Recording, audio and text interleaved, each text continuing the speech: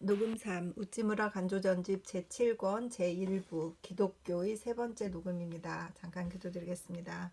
주문예를 감사드립니다. 귀하신 책 읽고 있습니다. 주님께서 새로운 질문들을 던지시고 그 질문들을 생각하게 하심을 감사드립니다. 아버지, 리딩을 잘 할 수 있도록 인도하여 주시옵소서. 그리고 이 리딩이 단 한 분의 형제나 자매에게 영향을 끼쳐서 누군가의 신앙에 작은 걸음이 될 수 있도록, 작은 영양제가 될 수 있도록 하여 주시옵시고, 그들의 신앙이 올바로 서는데 저와 같이 이렇게 미리 가졌던 생각들이 크게 충돌해서 다시 생각하게 만드는 그런 귀한 시간들이 될 수 있도록 인도하여 주시옵소서. 이 귀한 우찌무라 간조의 이 선생님의 평생의 작품이, 평생의 그 글이 우리에게 미치는 영향들을 생각할 때 하나님 아버지 감사를 드립니다. 제가 잘 읽어서 내용이 잘 전달될 수 있도록 도와주시옵시고 붙들어 주시옵소서. 감사드리며 고마우신 우리 주 그리스도 예수님 이름 받들어 기도드립니다. 아멘. 기독교란 무엇인가? 2번. 이 문제에 대하여는 잡지에서도 한번 발표한 일이 있지만 다시 좀 더 이야기를 해보고자 한다. 이전에 나는 미국의 한 유니테리언 신자의 집에 있었는데 하루는 일본 친구 한 사람이 나를 찾아온 일이 있었다. 후에 하숙집 안주인이 지금 다녀간 분이 크리스천인가 하고 묻기에 아니요, 그는 유니테리언 신자입니다 라고 했다. 그랬더니 이 부인이 몹시 성을 내면서 유니테리언은 기독교가 아니냐고 호통을 쳤다. 나는 언쟁이 쓸데없는 것이라고 생각되어 한동안 침묵을 지켰지만 사실 나는 지금도 유니테리언은 기독교가 아니라고 생각한다. 크리스천이라는 말은 매우 훌륭한 말이기 때문에 누구나 그렇게 불리기를 바란다. 카일라일은 크리스천이 아니었다. 그러나 어느 때 그는 어떤 신자인가 하는 질문을 받았을 때 19세기 사람에게는 그와 같은 질문은 필요 없다고 대답할 정도였다. 기독교는 신약 성서 가운데 있다. 신약 성서를 공평하게 해석하고 그 교리를 믿는 사람은 크리스천이다. 그런데 단지 인류를 위하여 애쓰고 사회를 위하여 노력하기만 하면 그것으로 크리스천이라고 생각하는 사람이 세상에는 많다. 우리는 유니테리언이나 자선 사업에 힘쓰는 사람을 악마로 본다고 하는 것이 아니다. 또한 착하지 못한 사람이라고 보는 것도 아니다. 그러나 분명히 성서에는 쓰여 있지 않은 것을 기독교라고 말하는 것은 대단히 현혹되기 쉬운 일이라고 생각한다. I am a Christian 이라고 말하면 지금 서양에서는 명예스러운 말이 되었지만 그러나 크리스천이라는 말은 본래는 명예스러운 이름이 아니었다. 그리고 조롱적인 말이 도리어 고상하고 귀한 말이 된 보기는 서양에 있어서도 드문 일이 아니다. 이전에 네덜란드의 애국자들은 거지당이라고 조롱받는 것을 명예로 여겨서 그 표시로 나무 그릇을 가슴에 달고 큰 거리를 활보했다. 오늘날 남아 전쟁의 유력자는 모두 이 거지당의 자손들인 것이다. 감리교란 지금은 명예스러운 이름이지만 그 근본을 살펴보면 메더드 곧 메소드로 메소디스트라는 말은 모가 나고 규칙에만 치중하는 자들을 가리킨 말이었다. 크리스찬이라는 말도 크레스티안이라는 말이 잘못 전하여진 것으로 서로 선행을 위해 노력하는 것을 사람들이 싫어하여 크레스트라고 비웃고 그들을 크레스티안이라고 조롱했던 그 말이 오늘에는 훌륭하고 명예스러운 칭호가 된 것이다. 그러나 오늘날의 실제 크리스천이란 어떤 인물들인가를 볼 때 우리는 종종 어리둥절할 때가 있다. 그들 가운데는 신약의 가르침에 맞지 않는 것을 믿는 이가 대단히 많다. 그렇기 때문에 우리들은 먼저 역사가의 위치에 서서 공평하게 어떤 사람이 참된 크리스천인가를 관찰해 보고 싶다. 기독교도라고 불리는 사람들 중에는 아주 군자라고 부를 수 있는 사람이 있다. 그러나 그런 사람일지라도 육체의 부활은 쉽사리 믿지 않는다. 육체의 부활이란 영혼의 불멸과는 다르다. 영혼 불멸이라는 것은 육신은 썩어버리고 영혼만이 살아남는다는 논리인 것이다. 이 설은 이전에 신도자들도 부르짖었다. 이전에 그리스, 인도의 철학자들도 부르짖었다. 육체의 부활론은 단지 신약 성서만의 독특한 교리로서 세상이 이같이 대담한 교리는 없다. 이것을 믿지 않는 기독교 신자는 유명무실한 크리스천이라고 생각한다. 부활의 첫 증거는 그리스도의 갱생이다. 그리스도는 십자가 위에서 손과 발에 못 박히고 검으로 가슴을 찔려 완전히 운명하셨지만 사흘 만에 다시 살아나신 것이다. 그 후에 그리스도는 제자들이 자기를 의심하는 것을 보고 너희는 왜 놀라느냐? 내 손과 발을 보고 나인 것을 알라. 와서 나를 만져보라. 이것이 내 몸이다. 라고 분명히 말씀하셨다. 그리고 그는 제자들과 함께 빵과 물고기를 나누고 너희는 이 세상에서 복음을 전하라 하고 말씀하시면서 하늘로 들려 올라가신 것이다. 이것이 성서 가운데 있는 그대로의 기사로서 부활의 사실은 성서의 가는 곳마다 적혀 있다. 그런데 이른바 기독교 신자 가운데는 육체의 부활은 믿지 않지만 기독교의 윤리는 기쁘게 받아들여야 할 것이라고 말하는 사람들이 있다. 이것은 참 이상한 일로 마치 사람이 나를 향하여 당신의 주인은 나쁘지만 당신의 얼굴과 손발은 훌륭하다고 말하는 것과 같다. 사람이 의지하고 설 곳은 마음인 것이다. 마음을 떠나서 사람을 논하면 어리석은 것이 되어버린다. 바라기는 우리들은 우리들의 마음을 믿어주었으면 좋겠다. 당초 복음이란 불후를 전하는 소리이다. 이 육체는 다시 살아서 천국에 올라간다는 것을 전하는 것이다.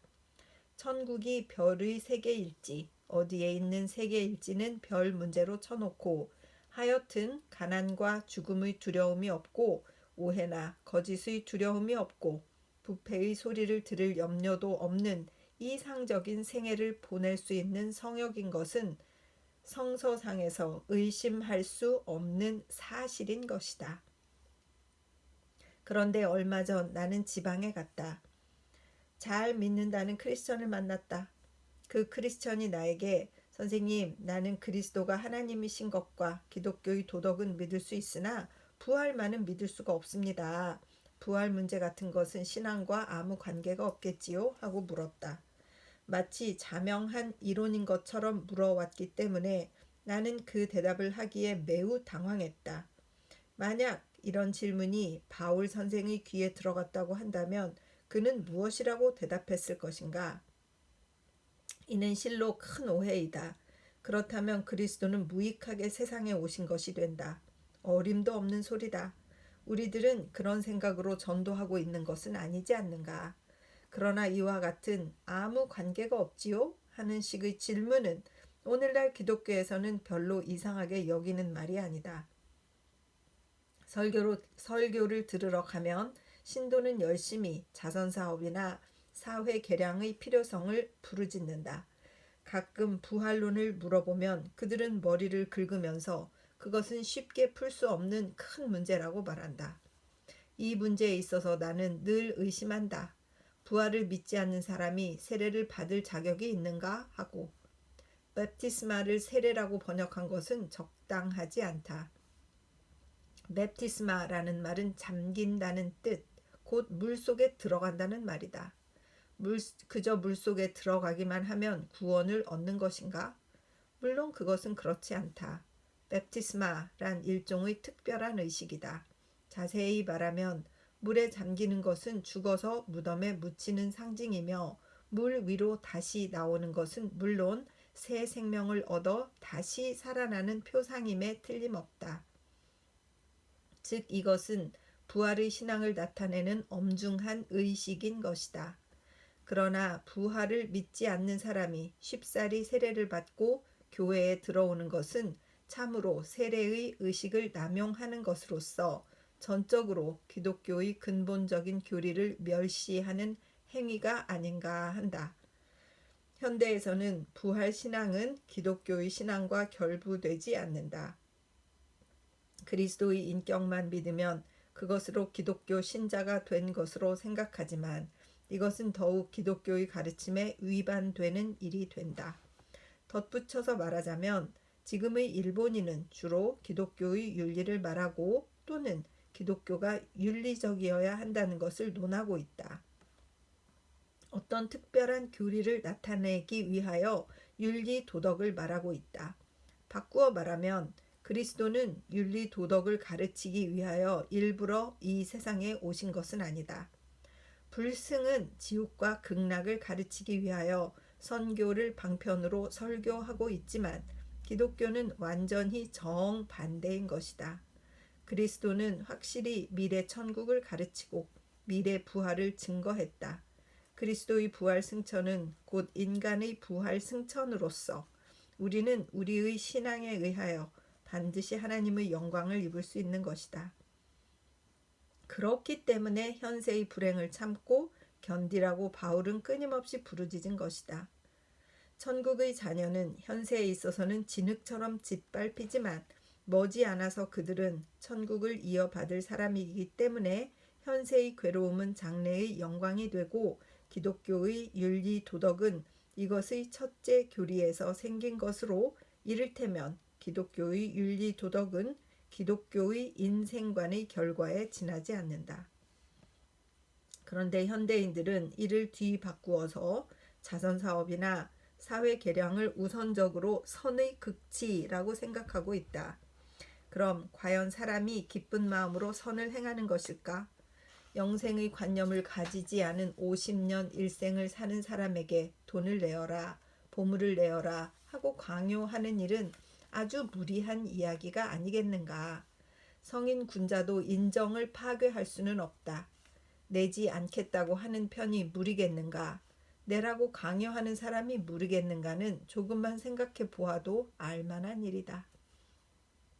그러나 영생의 안목으로 본다면 이 세상에서의 죽음은 곧 일시적인 잠인 것이다. 현세에서의 죽음은 인간의 새 생애의 시작인 것이다. 그리고 이 확신이 있는 사람에게는 반드시 영원한 면류관이 임한다는 것을 안다면 어떻게 현세의 부귀영화에 휩쓸릴 수가 있을 것인가.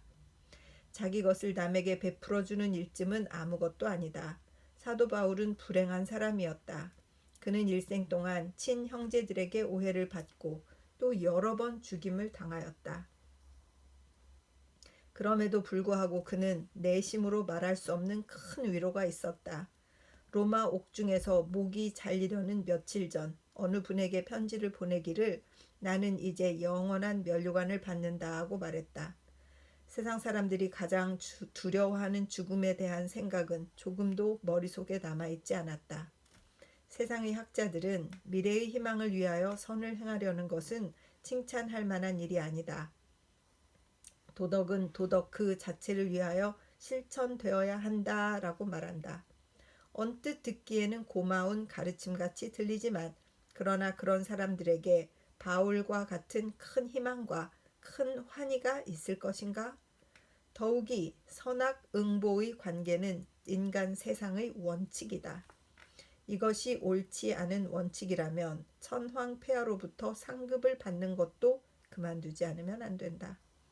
현세에 있어서 의를 위하여 목숨을 버리는 사람은 미래에 있어서 영광을 받는 것이 움직일 수 없는 천칙이 아닌가? 이 천칙을 소홀히 지나쳐 버린다면 함부로 하늘을 원망하고 사람을 탓하여 실망과 비애의 생애를 보내게 될 것이 아닌가? 하나님은 선인을 죽게 하신다고만 본다면 원인 결과의 이치는 퍽 풀기 어렵게 된다. 하나님께서 선인을 죽게 하는 것은 죽게 놓아두는 것 같이 보이지만 사실은 진정으로 선인을 죽게 하는 것이 아니다. 윤리학자들 편에서 보면 아주 불쌍하게 생각될지 모르지만 우리는 순수 윤리를 의지하고 세상을 살아갈 수는 없는 것이다.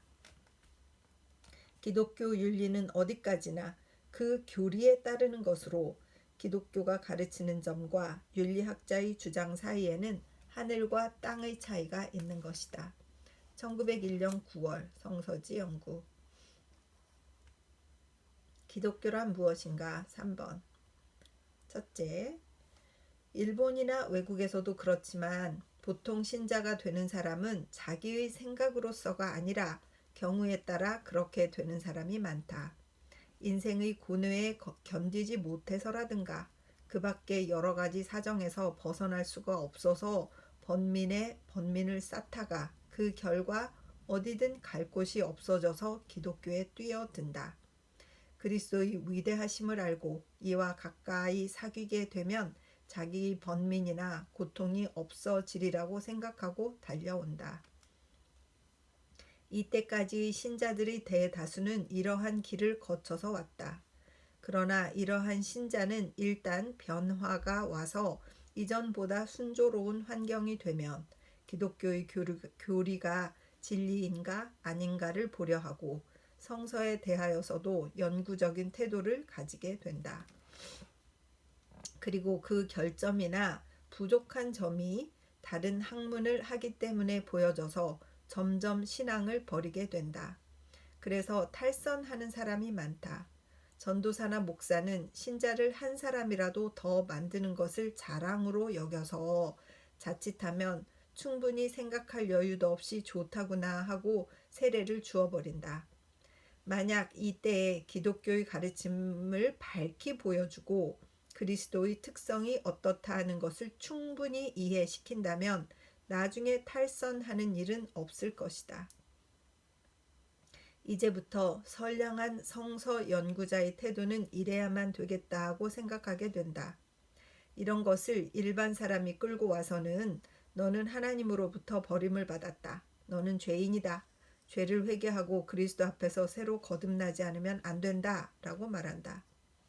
대부분의 사람들은 하나님으로부터 버림을 받았다든가 죄인이라든가 하는 말을 들으면 겁을 먹는다. 그래서 세례를 받게 된다. 그러나 이렇게 되면 위협이 되는 것이다. 위협으로 신자가 되게 한다는 것은 곤란하다.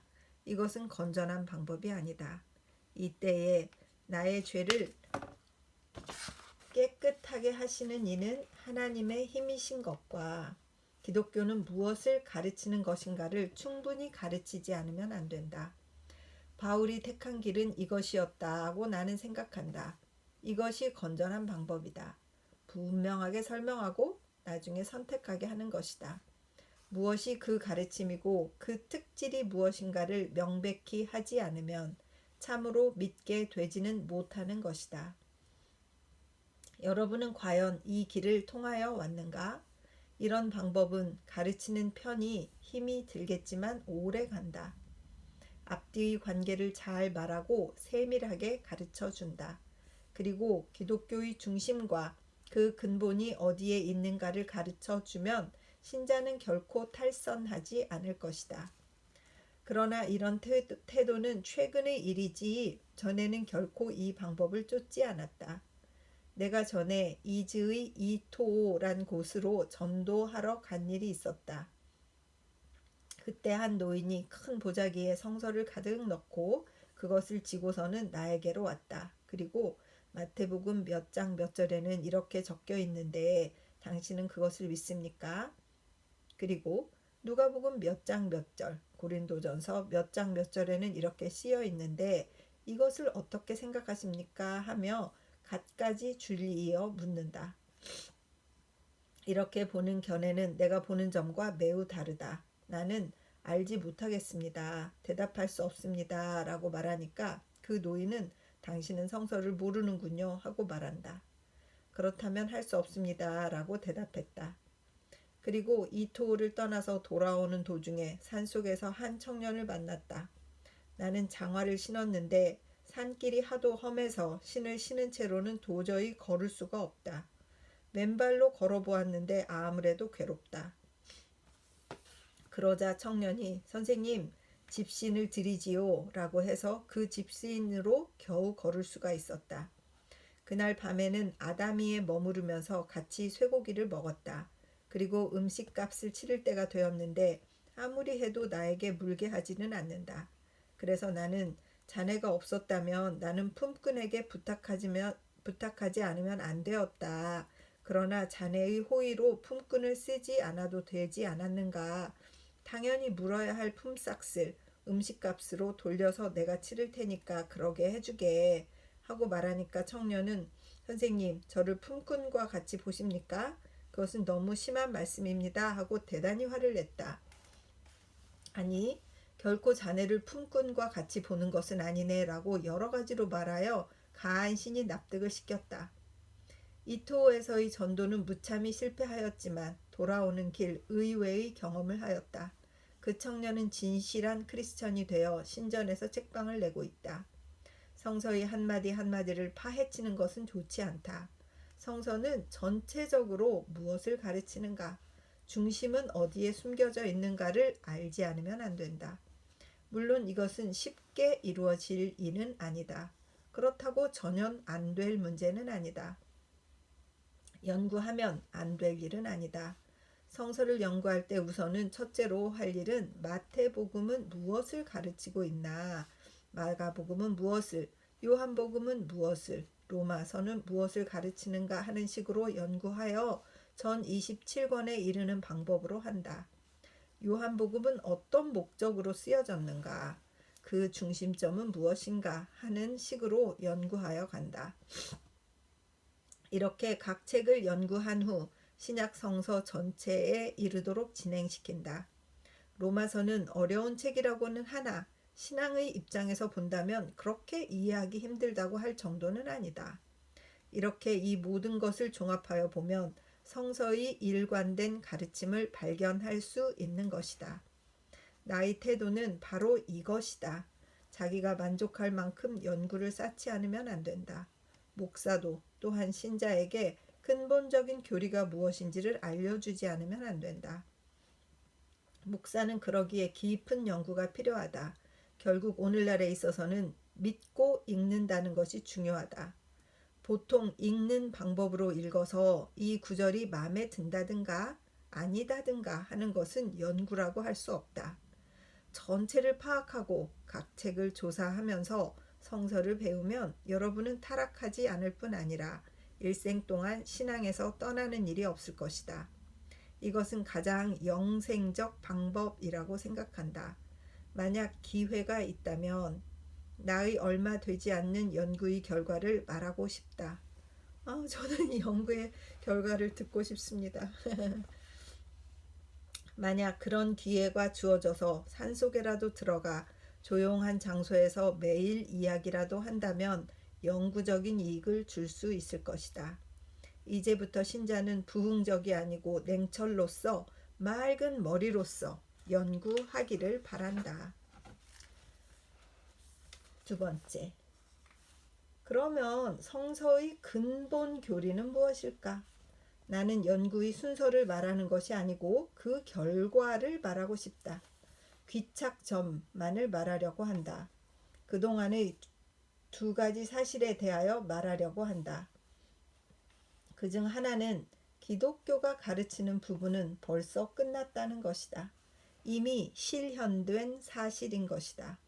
왜 이렇게 말할 필요가 있는가 하면 기독교를 이상의 추구라고 말하는 것은 지나친 잘못이라고 생각되기 때문이다. 이미 실현되었다는 것과 또는 이제부터 실현되리라는 것과는 참으로 하늘과 땅의 차이보다 더한 차이가 있다. 그런데도 신자들 가운데는 여러 가지 생각을 가진 사람들이 있다. 어쩌면 벌써 실현되었다는 사람이 있는가 하면 아니 그렇지 않고 이제부터 실현될 것이라고 말하는 사람도 있다. 또는 좀 더 자유스러운 생각을 가지고 그 어느 편이라도 좋다고 말하는 사람도 있다. 앞도 보아야 되고 뒤도 보아야 된다고 말하고 있다. 그러나 그런 자유스러운 생각을 이 경우에는 허락할 수 없다. 이렇게 말하면 자기들을 편협하게 만든다고 말하는 사람이 있을지 모른다. 그러나 우리는 결코 움직여서는 안 된다. 성서가 가르치는 바는 기독교라는 것은 이미 끝난 것, 실행된 것을 가리키는 것으로서 그런 말을 하면 지옥에 떨어진다고 위협하여도 안 그럴 수가 없다. 그리고 또 한 가지 사실은 성서에 적혀 있는 기독교에 있어서는 각자가 이 편에서부터 주동적으로 어떤 일을 완성하여 가는가, 혹은 하나님 편에서 해주시는 것인가, 곧 어느 편이냐 하는 것이다. 내 생각에는 성서에는 전자가 아니라 후자, 즉 하나님께서 해주신다는 것이 명백하게 적혀 있다고 생각한다. 하나님께서 우리들에게 해주신다는 것이다. 보통 도덕으로는 하나님께 대하여 인간의 하는 일이 완전하게 되면 될수록 더욱더 실행해 나가지 않으면 안 된다. 즉 미래의 사실에 있는 것이다. 그러나 기독교는 그렇지 않고 과거에 완성된 것을 받는 것이다. 나는 독일 신학 사상에 세 가지 명백한 사상이 있다고 생각한다. 튜빙겐파, 실라이 에르 마허파, 그리고 리틀이 남겨놓은 것이 있다. 그러나 실라이 에르마허가 가장 건전한 태도를 가지고 있다고 나는 생각한다. 이 사람은 독일의 신학사상의 흐름을 중화시키고 어느 편에도 치우치지 않으면서 그 장점을 가지고 있다. 실라이 에르마허는 몇 번이고 거듭 말하기를 기독교는 이미 과거에 끝난 사실이라는 것을 말하고 있다. 그의 뛰어난 제자인 네안더는 죽은 지 5, 60년이 되는데 그가 12사도에 의한 교회 성립의 조목을 쓴 것은 지금도 주의하여 숙독할 가치가 있다고 생각한다. 그리고 또 고대라고 하는 학자가 있다. 이 사람은 요한의 정신을 나에게 전해준 사람이다. 또한 시라더는 고대를 다시금 새롭게 한 사람이다. 또 한 사람은 러스킨이다. 그는 카알라일의 제자로서 종교와는 거리가 먼 사람임에도 불구하고 꽤 깊고 적절한 말을 하고 있다. 많은 이단과 사교가 왜 일어났느냐 하면 그것은 인간이 스스로 자기를 구할 수 있다고 생각하고 가지각색의 의식을 생각하여낸 데서 비롯되었다고 말하고 있다. 그는 기독교를 아는 사람이라고 말하지 않을 수 없다. 러스킨과 같은 비평가의 입에서 이 말을 듣는다는 것은 마음 든든하다. 러스킨은 인생을 보고 동시에 하나님의 일을 잊어버리지 않은 사람이었다. 사람이 하나님을 의지하고 행한다는 것은 성서의 도처에서 표현되었다고 생각한다. 로마서 4장 25절은 분명하게 이것을 나타내고 있다. 이 한 구절을 잘 깨달은 사람은 기독교를 이해한 사람이라고 해도 좋을 것이다. 그러나 만약 이 구절을 멀리 돌려서 설명한다면 그 사람은 아직 기독교를 이해하지 못한 사람이다. 설명이 서툴거나 짧은 것은 상관없다. 할 수 없어도 좋다. 그러나 주의하지 않으면 안 되는 것은 일본말 번역 성서이다. 예수는 우리의 죄 때문에 죽음을 당하셨고까지는 무난한데 우리를 의가 되게 하기 위하여는 틀린 것으로서 이것은 우리를 의롭다고 인정하시기 위하여 다시 살아나셨다가 원문과 일치하는 것이다. 그리스도가 십자가에 못 박히신 것은 우리의 죄를 지고 그렇게 되신 것이다. 그러나 여기에 이런 주장을 하는 학자가 있다. 인간이 과연 다른 사람의 죄를 대신 질 수 있을까?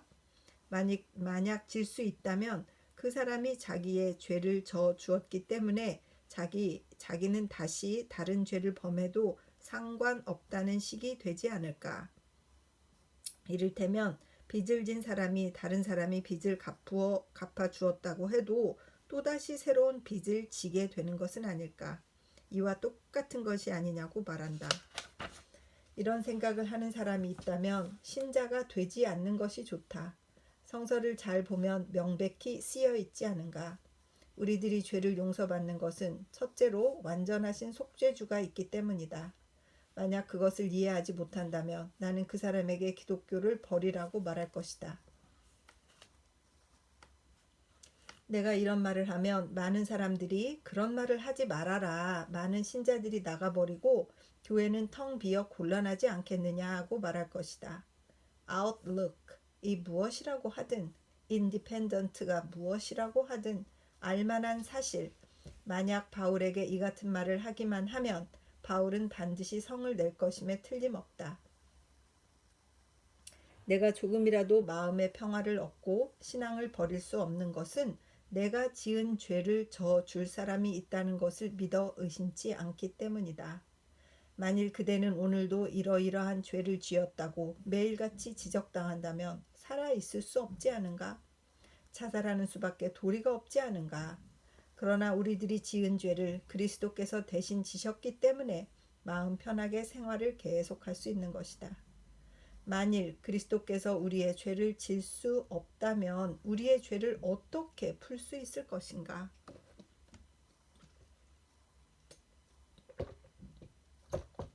어떤 일파의 사람들은 이와 같이 말한다. 죄는 병과 같아서 인간 공통의 결점이기 때문에 할 수 없다. 죄는 사람에게 붙어 다니는 것이다. 육을 가진 사람은 결점이 있는 것이 당연한데 뭐 그렇게 꼬집어서 말할 것이 못 된다. 바울은 근세 심리학을 모르기 때문에 그런 말을 했다고 말한다. 만일 이 설을 따를 수 있었다면 우리들은 죄의 가벼움을 느껴 죄를 중대시 하지 않게 된다. 그러나 이와 동시에 만일 그렇다고 만족한다면 우리들의 마음속 깊이 감추어져 있는 가장 아름다운 것은 없어지고 멸해 버릴 것이다. 주님이 십자가에 달리신 것은 우리를 대신하여 달리신 것이다. 그렇지. 비록 그것을 실험으로 증명할 수는 없다 하더라도 우리들은 그것을 믿어 의심치 않고 한 걸음도 뒤로 물러서지 않는다. 내가 이렇게 말할 수 있는 것은 단지 나의 종교 생활의 실험에서 결론을 지었기 때문이다. 내가 이렇게 말하는 것은 굳이 선교사를 기쁘게 하려는 때문이 아니다. 이것은 뭐 남에게 관계되지 않은 것이다. 다음에 나오는 의를 위하여 다시 살아나셨다는 사실은 정통파에서 오해하기 쉬운 부분이다. 원문에는 의를 위하여라고 되어 있는 것을 왜 일부러 의롭다고 인정하시기 위하여라고 하였는가는 의를 위하여로는 아무래도 너무 직설적이어서 은혜가 지나치게 크다고 생각되어 그러는 것 같다. 이렇게 말하면 좀 지나칠지는 모르겠으나 아무리 하나님의 사랑이 넓고 크다 할지라도 거기까지는 이르지 못했으리라고 생각했기 때문일 것이다. 결국 그래서는 신자들이 너무 은혜를 지나치게 입는다는 것이다. 우리가 받은 의를 위하여 주님은 다시 사셨고 그로 인하여 우리들은 의롭다함을 입었다. 이것이 중요한 것이다. 그런데 나는 아직도 의롭다함을 얻지 못했다. 그렇기 때문에 신앙 있는 행위로 의롭다함을 얻지 않으면 안 된다면 신자가 되어서 더욱더 번민이 커질 뿐이다. 이렇게 되면 선을 행하기가 더욱 어려워질 뿐이다. 형제끼리 서로 나쁘게 말하게 되는 것이다. 서로 결점을 말하게 될 것이다. 그렇기 때문에 교회처럼 욕을 연발하는 곳도 없게 된다. 말하자면 이런 일은 자기는 할 수 없는 일을 남에게 하라고 강요하는 것이기 때문에 산채로 지옥에 떨어지는 것과 같다. 참으로 크나큰 잘못인 것이다. 하나님이 그리스도를 다시 살게 하신 일은 대단한 은혜를 우리에게 주시는 것이다. 신앙으로서 그리스도께서 이루신 의를 우리의 것으로 하는 것이다. 이것이 중요하다. 너무 중요하니까 이것을 못 믿고 자꾸 다른 말을 하는 게 아닐까요?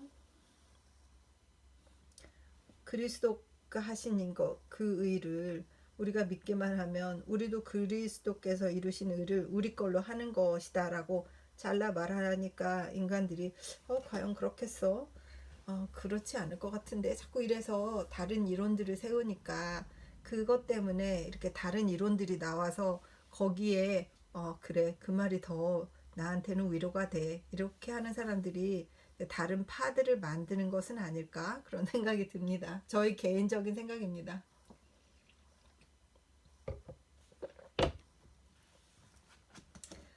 우찌무라 간조 선생님 말씀은 그런 거잖아요. 이렇게 분명하게 신앙으로 그리스도께서 이루신 의를 우리 것으로 하는 것이다. 이것이 중요하다. 이거 믿냐 안 믿냐? 이렇게 물으시는 거니까.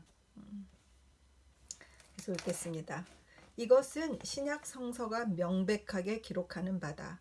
우리들의 육체가 썩으면 우리들이 살 집은 천국에 마련되어 있는 것이다. 이것이 틀렸는지 아닌지는 다른 사실로 결정한다. 그리스도는 죄를 속량할 수 있을 뿐 아니라 의를 위하여 부활하신 것이다.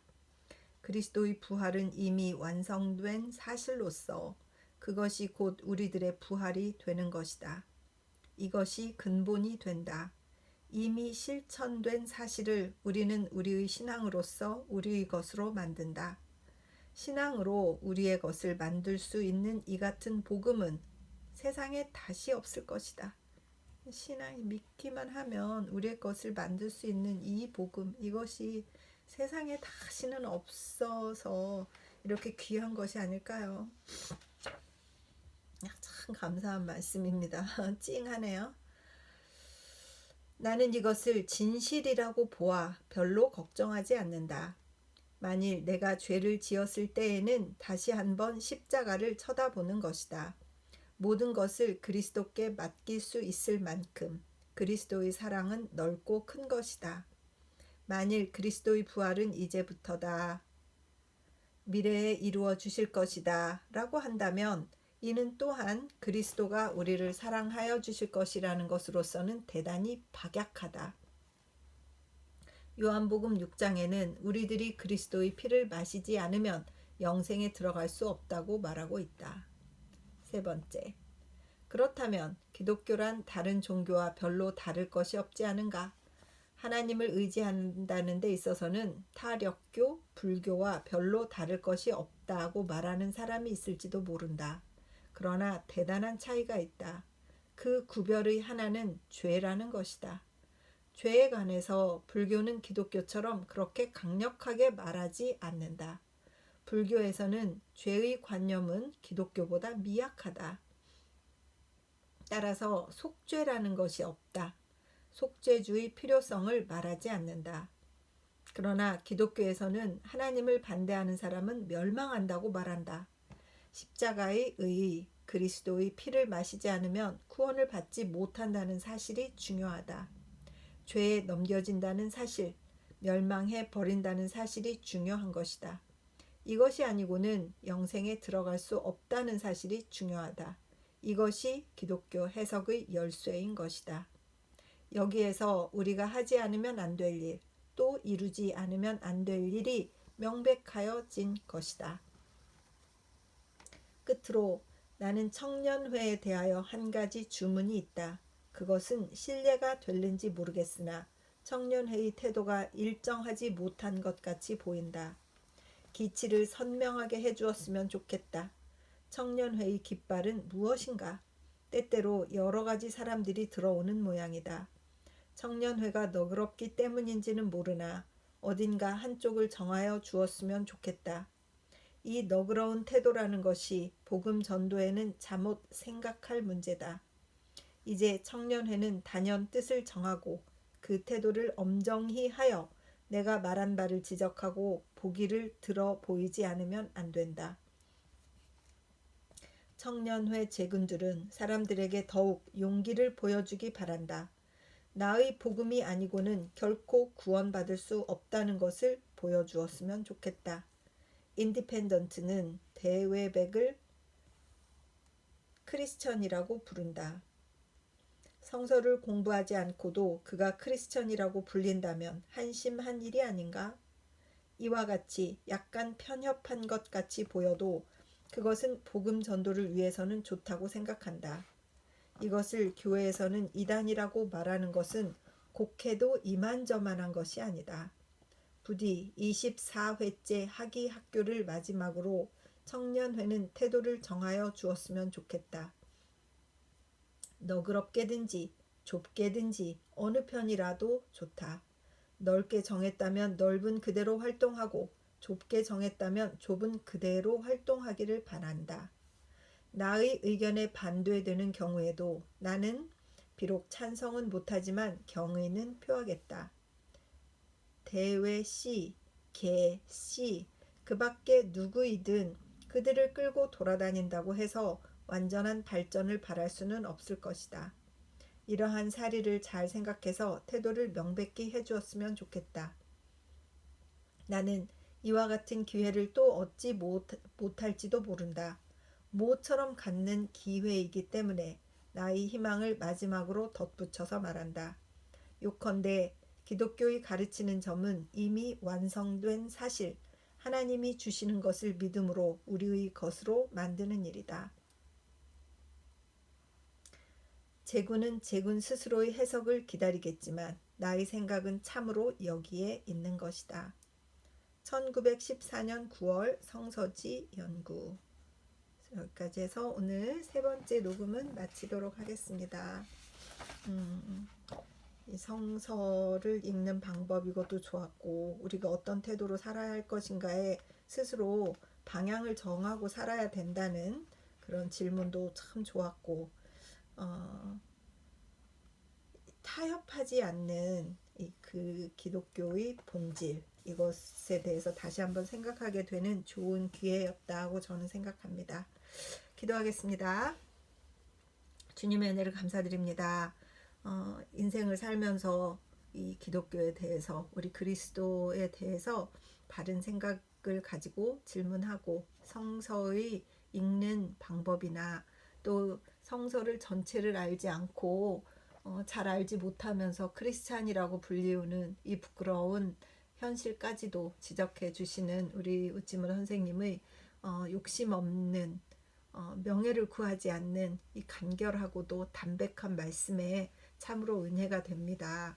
하나님 아버지, 누구를 위하여 할 것이냐, 누구를 가장 큰 염두에 둘 것이냐 하는 것을 생각하고 사람을 대할 수 있도록 하여 주시옵시고, 가진 신앙을 부끄럽게 생각하지 않고 단도직입적으로 과연 그들이 예수 그리스도를 진정한 그리스도로 믿고 있는가, 이렇게 질문을 던질 수 있는 용감하고 담백한 크리스찬이 될 수 있도록 인도하여 주시옵소서. 이 리딩을 듣는 분들이 있어서 성서를 읽는다면 각 성서 각 편에서 성서 각각의 성서의 책에서 어떤 메시지, 어떤 것들을 말하고 있는가를 다시 한번 돌아보면서 성서를 읽는 그러한 방법들도 제안을 받아서 참 좋습니다. 리딩을 듣는 분들도 함께 그런 생각으로 자신의 신앙들을 성서를 통해서 잘 정립해 갈 수 있도록 하여 주시옵시고, 비록 좁은 신앙이라고 하더라도 하나님만을 우러러 보는 그러한 신앙, 나의 하나님이신 우리 그리스도 믿는 신앙 잘 유지하여 정말 하나님 나라에 기쁜 마음으로 즐겁게 들어갈 수 있도록 인도하여 주시옵소서. 리딩에 함께해 주신 주님께 감사드립니다. 매번 읽을 때 은혜를 주시는 우리 하나님께 진심으로 감사를 드립니다. 인도하여 주심을 감사드리며 고맙고 고마우신 우리 주 그리스도 예수님 이름 받들어 기도드립니다. 아멘. 사랑하고 축복합니다.